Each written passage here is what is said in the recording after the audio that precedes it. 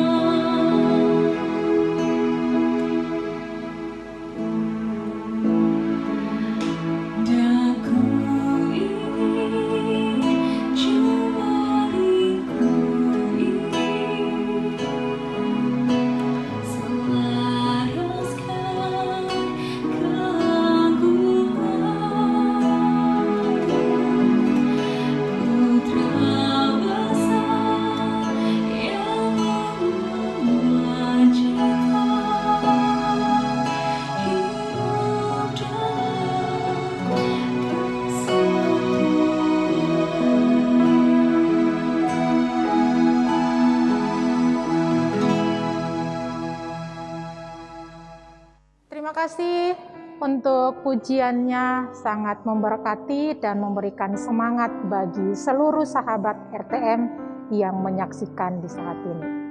Oke, sekarang kita akan masuk saja dalam perenungan di saat ini, dan sudah bersiap-siap di ujung sana ada Bapak Pendeta Sundoyo kami akan berikan kesempatan ini waktu kepada beliau. Tapi sebelum itu, Bapak Pendeta mohon dibuka dengan doa dan kemudian akan memimpin kita di dalam perenungan saat ini. Salam damai sejahtera dalam kasih Tuhan Yesus Kristus. Kita berjumpa kembali di renungan tengah minggu dan kita bersyukur karena kemurahan dan berkat yang Tuhan berikan pada kita boleh membawa kita dalam perjumpaan ini. Dan sebelum kita merenungkan kebenaran firman Tuhan, mari sekarang ini kita berdoa. Kami sungguh bersyukur kepadamu ya Tuhan, untuk kesempatan kami boleh merayakan 76 tahun kemerdekaan bangsa kami, kemerdekaan kami sebagai bangsa Indonesia. Kami sekarang akan mengisinya dengan sukacita dan melakukan bagian kami dengan baik untuk menjadi bagian bagi bangsa ini, dan sertailah kami dalam kami mengupayakannya. Kami sebentar akan merenungkan kebenaran firman-Mu, nyatakanlah kebenaran sabda-Mu kepada kami. Dan kami mau serahkan ini semua dalam penyertaan-Mu, Tuhan kami Yesus Kristus. Amin. Sahabat, ibu, bapak, saudara, dan teman-teman sekalian yang dikasihi oleh Tuhan Yesus Kristus, bacaan kita di kesempatan ini terambil dari kitab Yeremia 29 ayat yang ke-7. Saya akan baca buat kita. Yeremia 29 ayat yang ke-7. Usahakanlah kesejahteraan kota kemana kamu aku buang, dan berdoalah untuk kota itu kepada Tuhan, sebab kesejahteraannya adalah kesejahteraanmu. Ibu, bapak, saudara, sahabat, dan teman-teman sekalian yang dikasihi oleh Tuhan Yesus Kristus, bagian firman Tuhan adalah firman yang disampaikan kepada bangsa Israel pada waktu itu yang mereka mengalami masa pembuangan, jadi dijajah di negerinya orang, dan itu sesuatu yang sangat berat bagi mereka, dan mereka berontak terhadap keadaan itu. Dan ada beberapa orang yang mengatakan bahwa mereka tidak akan lama di situ, mereka akan segera dipulihkan. Ada nabi-nabi palsu sebutannya yang menjanjikan penghiburan-penghiburan yang palsu. Dalam situasi seperti itulah Yeremia dipanggil dan mengatakan kepada mereka bahwa harus kamu terima kenyataan ini, kamu harus jalani situasi yang sekarang ini kamu hadapi, berdamai dengan itu, usahakan dengan baik hidupmu, dan dikatakan usahakanlah kesejahteraan kota dimanapun kamu berada, karena kesejahteraannya akan jadi kesejahteraanmu juga. Nah, berkaitan dengan soal panggilan untuk hidup bersama-sama, termasuk juga di Indonesia, mari kita lihat gini. Yang pertama, kita mau cek dulu, kita mau hayati dulu tentang kemerdekaan kita Indonesia ini. Kalau kita lihat sependek yang saya pahami, bahwa ada momentum besar pada saat 17 Agustus itu sebenarnya. Kondisi global pada waktu itu, sekutu itu kan sebenarnya terdesak ya, di tahun-tahun sebelumnya ya, terdesak oleh Jepang, dan Jepang mengalami banyak kemenangan di berbagai peperangan sehingga Belanda itu terusir dari Indonesia. Nah, Jepang akhirnya menduduki dengan menjanjikan sebagai saudara kembar, sebagai saudara satu Asia, memberikan kebebasan dan seterusnya.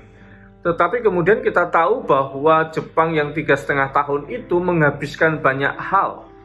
Infrastruktur yang dulu dibangun oleh zaman Belanda, oleh VOC dan sebagainya untuk kepentingan bisnis mereka, diambil habis. banyak hal yang kemudian betul-betul dihabisi untuk kebutuhan peperangan perang dunia pada waktu itu. Nah, akhirnya Jepang terpukul, Jepang kalah oleh Amerika dan akhirnya harus meninggalkan daerah-daerah yang dikuasai. Nah, momentumnya adalah kekosongan sebenarnya, kekosongan antara kekuasaan Belanda di Indonesia dan kekosongan karena Jepang sudah pergi. Karena Belanda akhirnya kan kita tahu datang lagi ke Indonesia. Di momentum yang sempit itu, orang-orang mudalah yang segera mendorong para pemimpin-pemimpin besar bangsa Indonesia pada waktu itu segera dilakukan proklamasi, dan akhirnya 17 Agustus dinyatakan kemerdekaan Indonesia, dan itu yang menyatukan seluruh jiwa, seluruh semangat, jiwa, tubuh, rohnya lah kira-kira begitu bangsa Indonesia, yang menyatakan kita adalah negara yang merdeka.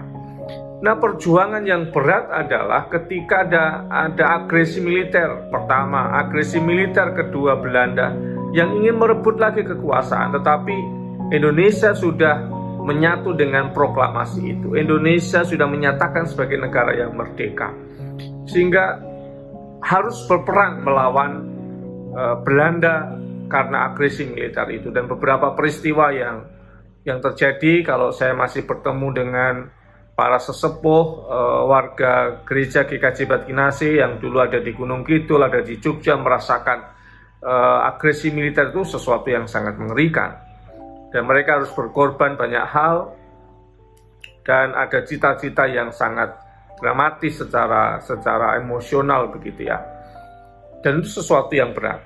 Cerita yang berikutnya lagi adalah kondisi perjuangan pengakuan sebenarnya di mata dunia. Jadi ada perang secara fisik yang harus mempertahankan kemerdekaan. Karena bagi Belanda ini perlu dikuasai lagi, Jepang sudah meninggalkan Indonesia karena kalah perang, dan Indonesia menyatakan identitasnya dan kita adalah bangsa yang merdeka. Di sisi yang lain itu ada perang-perang yang tidak berdarah-darah, tetapi perang berkaitan dengan diplomasi luar negeri, berkaitan dengan diplomasi di PBB, pengakuan akan keberadaan bangsa Indonesia. Jadi kalau kemudian kita hayati ini, kalau kita sependek yang saya tahu, paling tidak saya tidak ingin mengatakan ini sumber yang, tapi sependek yang saya tahu, jadi utusan PBB yang ingin memastikan keberadaan Indonesia sebagai negara yang eksis, itu mereka mengutus orang-orang untuk meninjau Indonesia. Dan kemudian mereka menginap di hotel di Malioboro itu, yang pojokan Kota Baru itu. Dan negara Indonesia harus menyatakan diri eksis. Maka akan ada serangan umum 11 Maret. Upaya untuk menunjukkan Indonesia itu ada. Indonesia itu eksis. Dan itu butuh pengakuan di dunia internasional. Sehingga serangannya, dampaknya secara fisik mungkin nggak terlalu kelihatan, tetapi ketika dilihat oleh utusan PBB bahwa Indonesia itu punya struktur, Indonesia punya eksistensi mengenai dirinya dan pasukannya, itu yang dilihat dampak dari perang fisik itu. Itu sesuatu yang luar, itu keberhasilan dari perang diplomatik. Jadi sebenarnya kalau kita bicara mengenai membela bangsa Indonesia, ada perang fisik, oke, tetapi juga ada perang ide, perang gagasan, perang diplomasi di tingkat internasional. Jadi cara membela bangsa ini, cara mensyukuri kepada Tuhan atas bangsa ini macam-macam. Tadi sekedar contoh saja, itu Indonesia. Nah sekarang coba kita belajar dari firman Tuhan, belajar dari bangsa Israel. cara membela itu macam-macam. Ada yang perang gitu ya, ahli perang luar biasa. Daud itu perang luar biasa, ahli perang dia, strateginya luar biasa, diakui lah.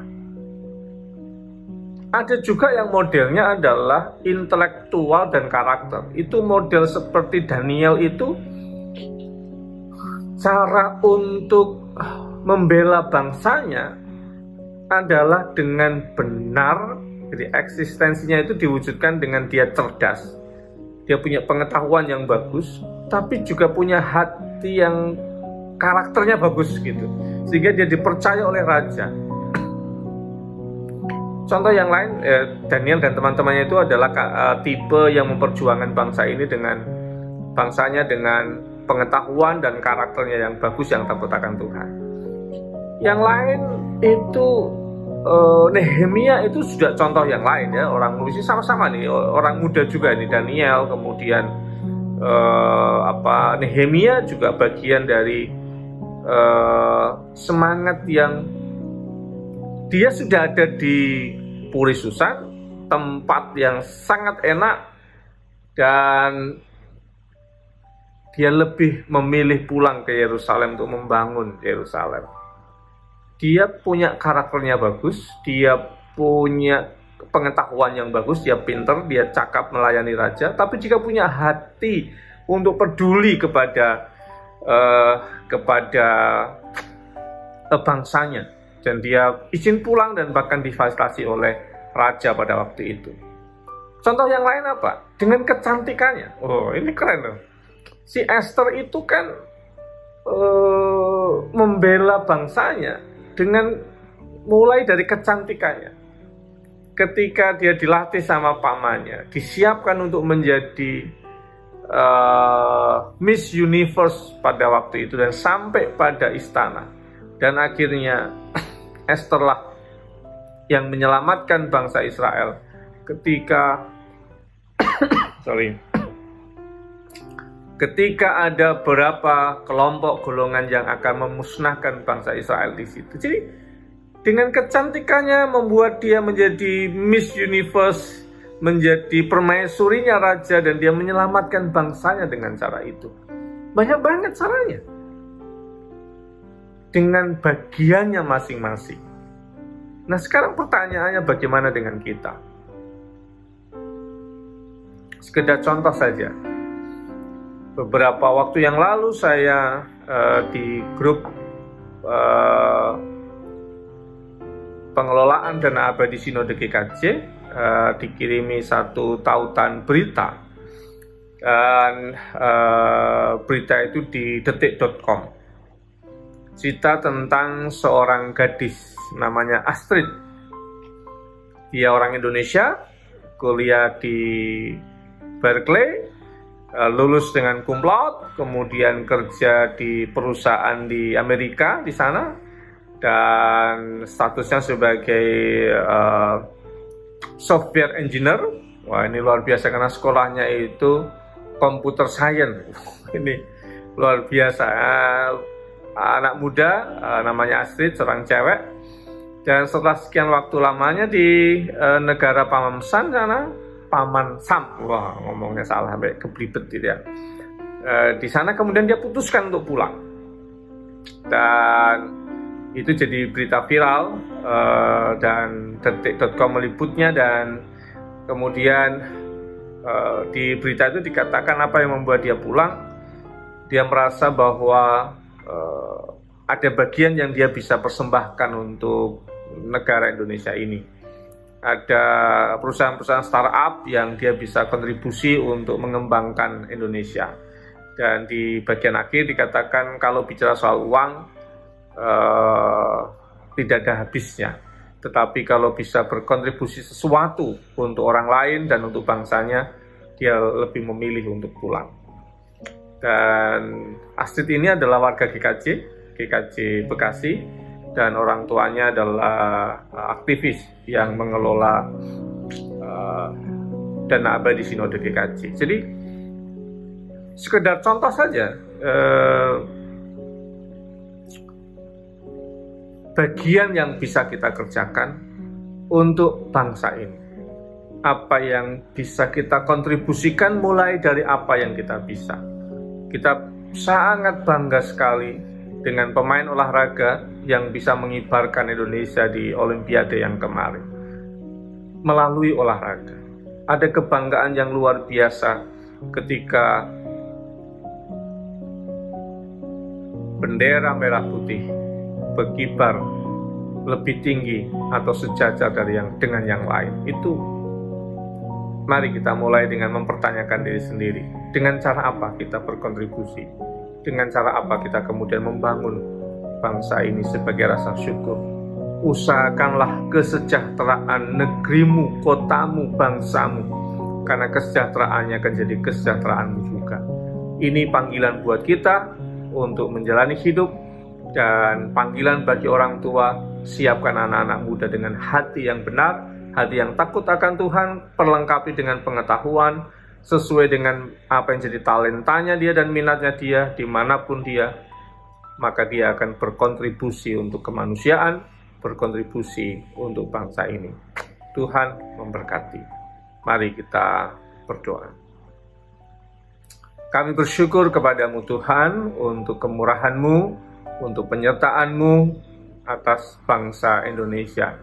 Dan mampukanlah kami melihat ada banyak cara perjuangan para pendahulu kami. Dan ada banyak cara untuk membela identitas, membela bangsa Israel pada waktu itu. Demikian pula ada banyak cara sesuai dengan talenta kami masing-masing untuk menunjukkan kecintaan kami kepadamu, rasa syukur kepadamu atas bangsa ini. Sertai dan berkatilah kami di dalam kami menghayati panggilanmu ini. Mampukan kami menyiapkan diri kami dan menyiapkan anak-anak muda untuk jadi berkat bagi bangsa ini. Terima kasih Tuhan Yesus. Amin. Sahabat RTM yang terkasih di dalam Tuhan, tanpa terasa kita sudah berada di penghujung acara. Kiranya perenungan di saat ini semakin memberkati setiap kita dan terus dibentuk melalui firman ini untuk menjadi seorang yang lebih loyalitas dalam pelayanannya dan terus diberkati oleh Tuhan. Sampai berjumpa kembali dalam RTM di minggu selanjutnya. Salam sehat dan Tuhan memberkati kita semua. Terima kasih dan Tuhan Yesus memberkati.